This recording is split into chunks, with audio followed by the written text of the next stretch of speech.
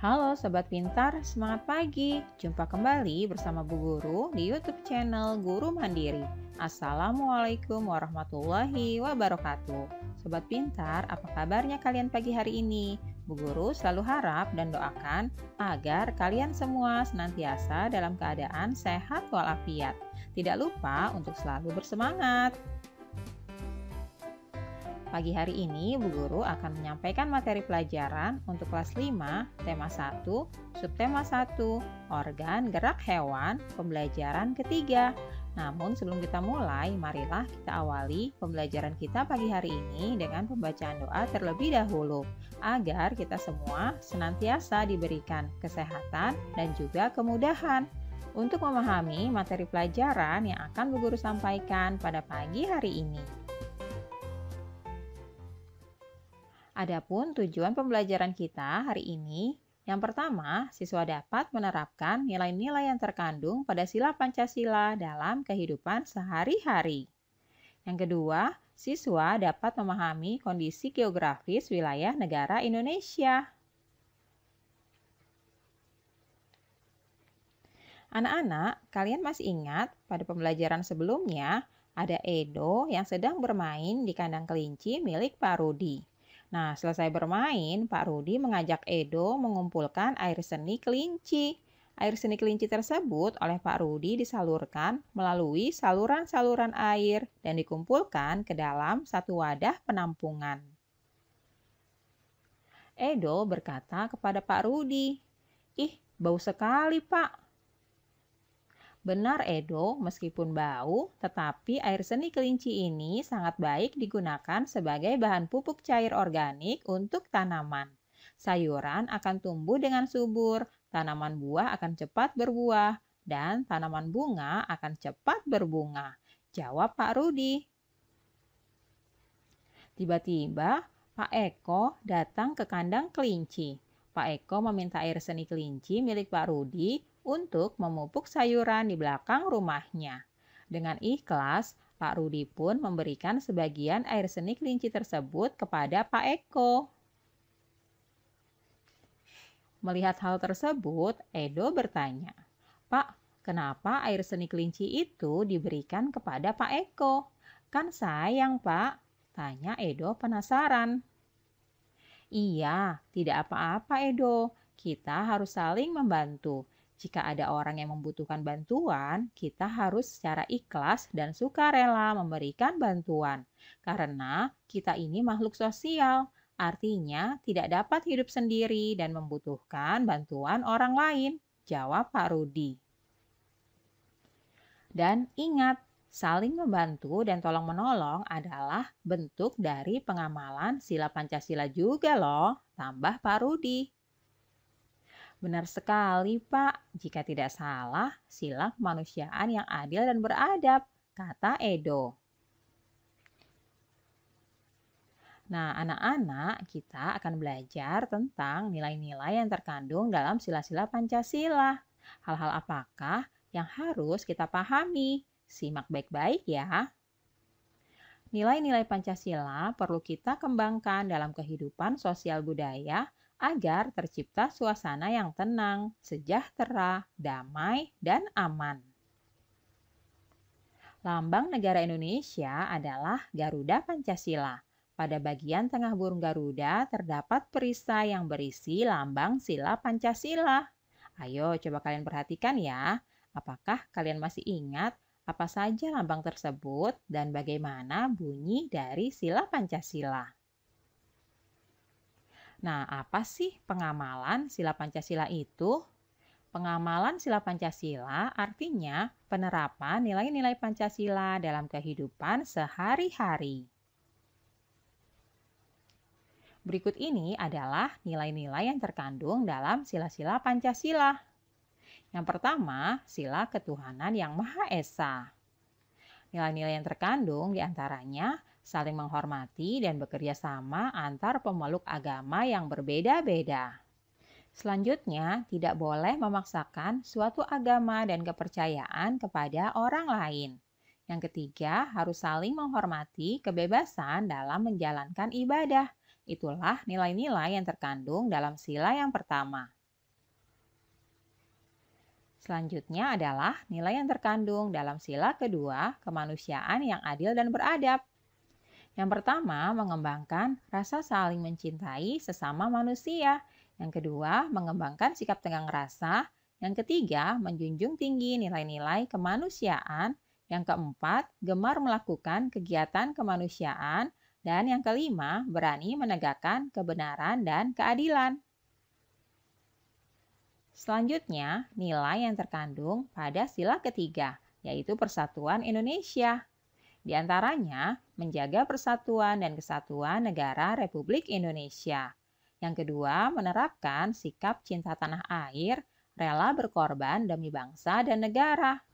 Dan yang ketiga, memajukan pergaulan demi persatuan dan kesatuan bangsa yang berbineka tunggal ika. Selanjutnya, nilai yang terkandung pada sila keempat, kerakyatan yang dipimpin oleh hikmat kebijaksanaan dalam permusyawaratan perwakilan. Di antaranya adalah mengutamakan kepentingan umum di atas kepentingan pribadi dan golongan.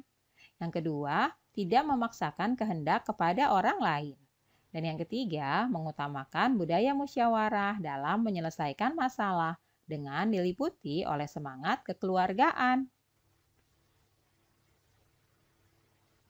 Selanjutnya, nilai yang terkandung pada sila kelima, keadilan sosial bagi seluruh rakyat Indonesia. Di antaranya, menghindarkan diri dari sifat pemborosan. Yang kedua, bekerja keras dan menghargai hasil kerja keras orang lain. Yang ketiga, mengembangkan sikap adil terhadap sesama. Yang keempat, menghormati hak orang lain. Dan yang kelima, menolong dan menghargai orang lain. Nah, anak-anak, itulah tadi nilai-nilai yang terkandung dalam sila-sila Pancasila ya. Kita harus dapat menerapkannya dalam kehidupan kita sehari-hari. Sekarang, coba kalian berilah tanda centang atau checklist pada kolom yang sesuai ya.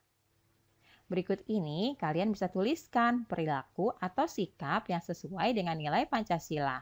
Kalian tentukan, beri tanda checklist apakah nilai-nilai tersebut sesuai dengan sila pertama, kedua, ketiga, keempat, atau kelima. Nah, perilaku yang pertama, gotong royong. Sesuai dengan sila keberapa ya anak-anak? Ya, benar sekali. Gotong royong ini adalah sikap atau perilaku yang sesuai dengan sila ketiga. Oleh karena itu, kita beri tanda checklist di kolom berikut ini ya. Selanjutnya, perilaku yang kedua, rajin beribadah. Nah, perilaku rajin beribadah ini sesuai dengan sila keberapa anak-anak? Ya, tepat. Sila pertama. Kita beri tanda checklist di kolom ini ya. Perilaku yang ketiga, melaksanakan hasil keputusan musyawarah secara bertanggung jawab. Nah, siapa yang tahu perilaku ini sesuai dengan sila keberapa anak-anak? Ya, benar, sesuai dengan sila keempat. Kita beri tanda checklist di sini ya. Berikutnya adalah tidak membeda-bedakan antara yang kaya dengan yang miskin. Nah, anak-anak, siapa yang tahu perilaku ini sesuai dengan sila keberapa? Ya, benar sekali. Perilaku ini sesuai dengan sila Pancasila yang kelima. Kita beri tanda checklist di sini ya. Dan yang terakhir, perilaku memberikan kesempatan kepada orang tua untuk duduk ketika berada di angkutan umum. Nah, anak-anak, siapa yang tahu perilaku ini sesuai dengan sila keberapa? Ya, benar, sesuai dengan sila kedua. Wah, hebat! Kalian semua sudah tahu perilaku atau sikap yang sesuai dengan sila-sila Pancasila. Kalian bisa tuliskan tabel ini di buku latihan kalian ya. Sekarang kita akan belajar tentang peta kondisi geografis negara Indonesia. Coba kalian perhatikan peta negara kita ini. Anak-anak tahu luas wilayah Indonesia? Luas wilayah Indonesia itu totalnya adalah 5.193.250 km persegi, mencakup daratan dan lautan. Wah, luas sekali ya. Selanjutnya, luas lautan Indonesia itu adalah 3.273.810 km persegi.